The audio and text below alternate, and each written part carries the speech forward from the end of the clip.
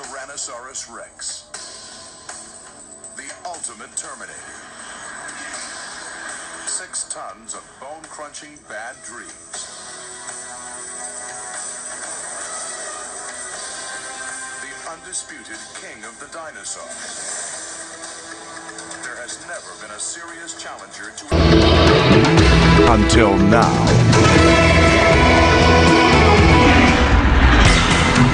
Tyrannosaurus Rex, king of the tyrant lizards, and its challenger, Giganotosaurus.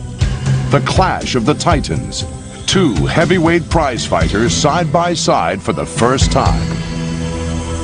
At the Philadelphia Academy of Natural Sciences, Peter Dodson supervises the weigh-in. In the red corner, the champion from North America, Tyrannosaurus Rex, 40 feet in length, 10 feet high at the hips, 6 tons in weight, the tyrant lizard king. In the blue corner, the challenger from South America, making its first appearance in 100 million years, 41 feet in length, 10 feet in height, 7 tons in weight, Giganotosaurus, the giant reptile from the south. 2 killer dinosaurs. They lived millions of years apart, on 2 different continents, but they were the 2 greatest predators of all time. New discoveries are bringing them back to life. But which was the king of the killer dinosaurs? T-Rex specimens have been found only in North America, and only in the Hell Creek Formation dating back 65 million years. The Hell Creek runs from Alberta in Canada in the north to Denver, Colorado in the south.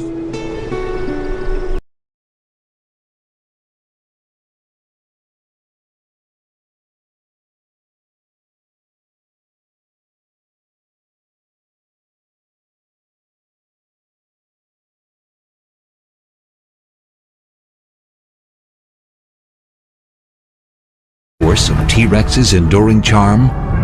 7 tons of carnivorous fury, a head the size of a meat locker on a body bigger than a school bus, dagger teeth as long as railroad spikes,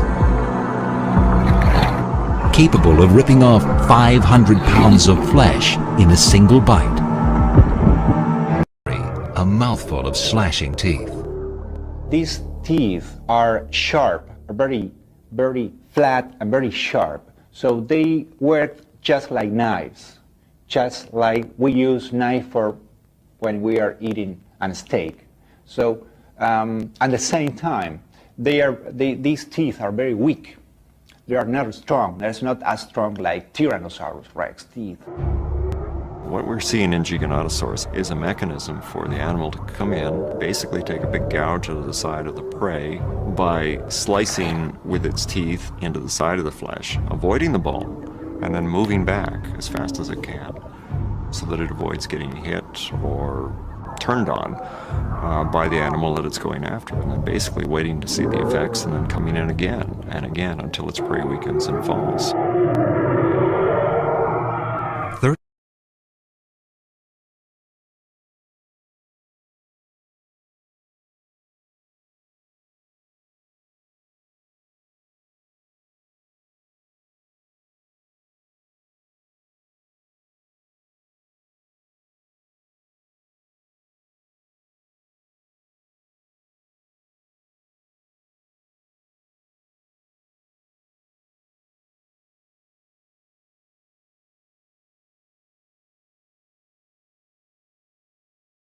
35 million years later, T-Rex was a very different animal. Just as big, perhaps, but with a narrower frame, smaller front limbs, and more robust jaws. With this different body came new weapons, teeth of a very different design.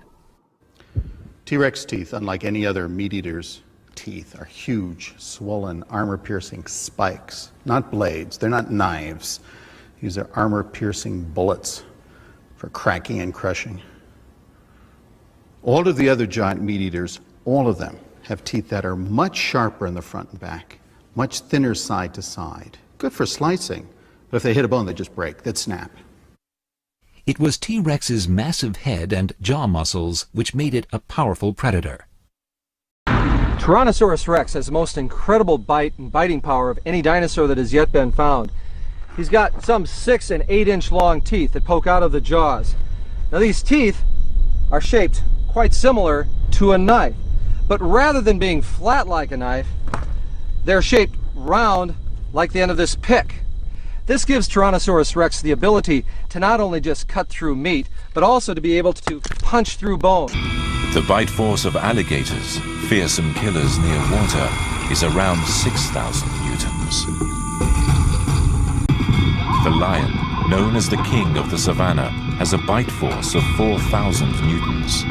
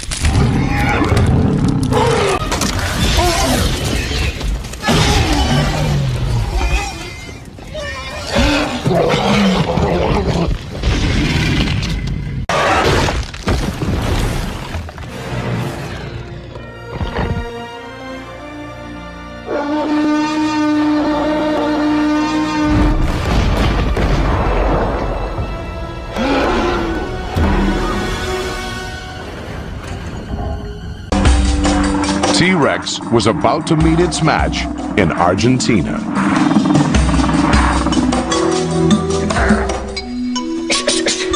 The ultimate challenger to T-Rex was trained in the vastness of Patagonia and was named Giganotosaurus, the giant reptile of the south. It comes from the same stable of fighters as its sparring partner, the shark-toothed killer from Africa. 150 million years ago, South America and Africa were still joined, and the ancestors of the two heavyweights were free to roam across the continents. Scientists had believed that South America split off from Africa about 130 million years ago. But these two shark-toothed challengers, both 95 million years old, were so closely related that scientists now believe that Africa and South America could only have split apart at about that time. At the Carmen Funes Museum in Patagonia, Rodolfo Coria is no stranger to the world of giants. He led the team that excavated Giganotosaurus. Today, they are setting out early, and with some excitement. They have found another giant. Argentina is fast becoming the Texas of the paleo world. Everything seems bigger there.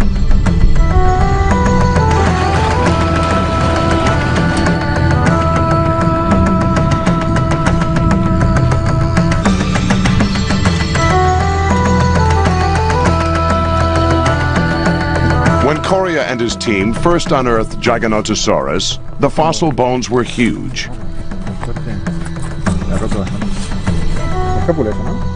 When they reached the end of its shin bone, they realized that it was not only the biggest meat eater known in South America, it was the biggest carnivore in the world.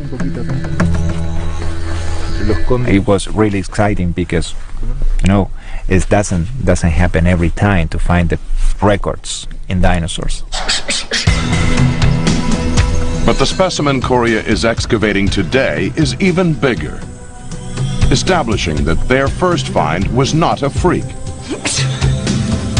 Like its African cousin, Giganotosaurus's teeth are distinctly different from the bone-crunching, rounder teeth of T-Rex. The teeth are very sharp in the edges, but at the same time are very narrow.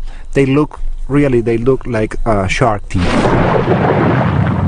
Giganotosaurus's eyesight was not as sharp as T-Rex. Its eyes were in the side of its head. As a hunter, it would be poor at judging distance, having to bob and weave its head up and down and side to side to pick out its prey against a background. Giganotosaurus hunted very large prey, plant-eating giants many times its own size. In the red corner, representing North America, champion killer of the prehistoric world, the tyrant lizard king. In the blue corner, the challenger from South America, Giganotosaurus, the giant reptile of the South. A pre-fight assessment from the experts. The smart money's definitely on the reigning champion. He's got a brain size twice the size of his opponent's. He's able to think faster on his feet, check out his opponent's moves. Paleontologist Ted Daischler has been following Giganotosaurus, the giant. The truth is, the giant's a bit of an unknown quantity. Only one skeleton has ever been found, and no one's had a good look at him in a fight. But judging by the looks of him, I'd say he's a bruiser, a slugger. T-Rex and Giganotosaurus evolved on different continents at different times and hunted different prey. Giganotosaurus took on animals several times his size, while T-Rex preyed on animals smaller than he was. T-Rex likes to go in for a quick kill, rather like a lion does today. A slashing of jaws, a ripping of flesh, a crunching of bone. The word is that the giant packs his prey quickly and violently, and backs off to survey the damage. He may follow his prey like the Komodo dragon today, waiting for the animal to weaken and attacking again.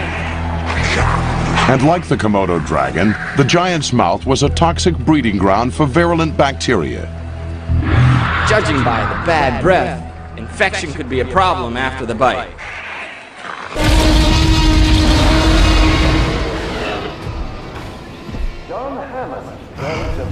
This outstanding structure to you, the people. Now, the dreams of the visionary have been fully realized, and an extraordinary adventure awaits.